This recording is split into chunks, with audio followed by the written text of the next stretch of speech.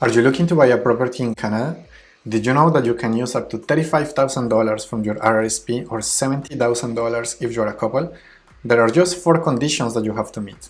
First one, you need to be a Canadian resident. Doesn't have to be a Canadian citizen, you can just be a resident.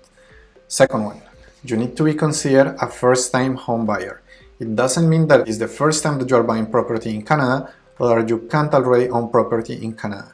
You can have a vacation home, you can have a rental property and still be considered a first-time home buyer.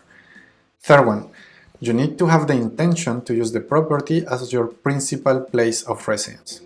And last one, you need to have a written agreement to either buy or build a qualifying home.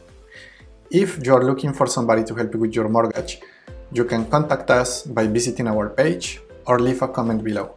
We'll be happy to help you become an owner.